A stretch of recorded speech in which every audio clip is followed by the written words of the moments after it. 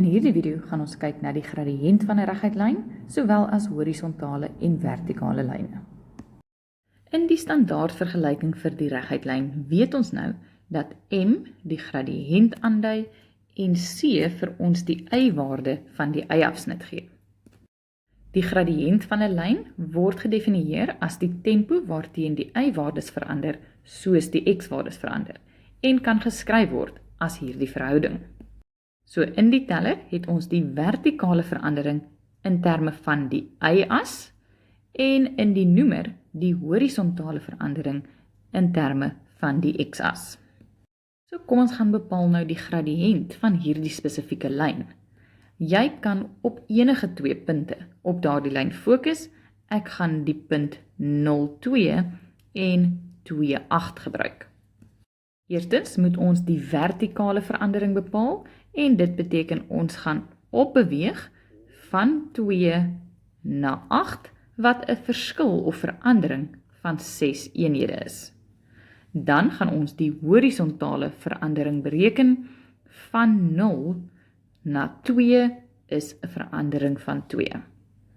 As ek dan hierdie breek vereenvoudig, is die gradiënt 3. Of jy kon selfs gekies het om op die 0,2 en die -2 -4 te fokus. Jy kan dan ook kies om in die teenoorgestelde rigting te beweeg en te sê, vir die vertikale verandering gaan ek afbeweeg van 2 na -4, wat 'n beweging van 6 eenhede afwaarts is. Vandaar is die horisontale beweging dan van 'n x-waarde van 0 na -2, wat 'n negatiewe beweging van 2 eenhede is. En weer eens, as ek hierdie breek vereenvoudig, gaan ek my gradiënt as 3 kry. Hierdie gradiënt van 3 sê vir ons dat vir elke verandering van 1 eenheid op die x-as, die y-waarde 3 moet verander. Hier het ons 'n lyn met 'n gradiënt van 1 en 'n c-waarde of y-afsnit van 0. Soos wat die lyn se gradiënt kleiner raak, begin hierdie grafiek al nader aan die x-as beweeg. En wanneer die gradiënt 0 is, lê hierdie lyn horisontaal op die x-as met die vergelyking y gelyk aan 0x. En soos wat ek nou die c-waarde groter maak, gaan hierdie horisontale lyn nou hoër of laer skuif. As ons hier die gradiënt wil gaan bereken met ons definisie van die verandering in y op die verandering in x, kan jy nou enige twee koördinate op hierdie lyn daarvoor gebruik. Hier is die verandering in y-waarde 0 en die verandering in x-waarde is 3.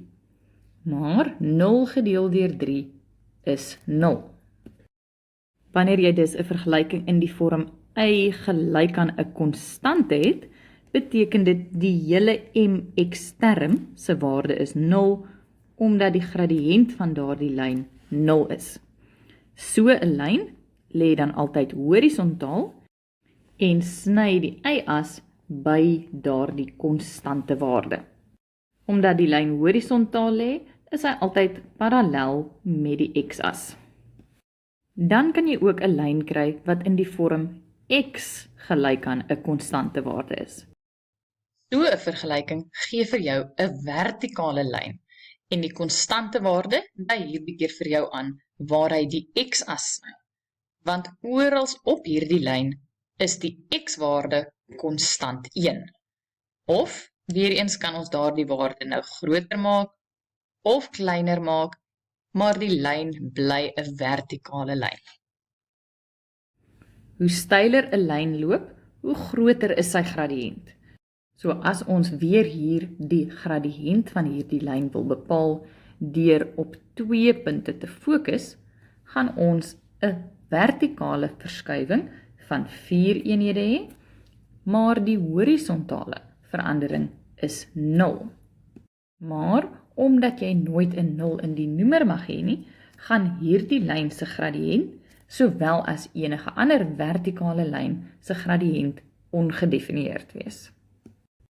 So 'n lyn wat in die vorm x gelyk aan 'n konstante is altyd 'n vertikale lyn, wat die x-as sny by daardie konstante waarde.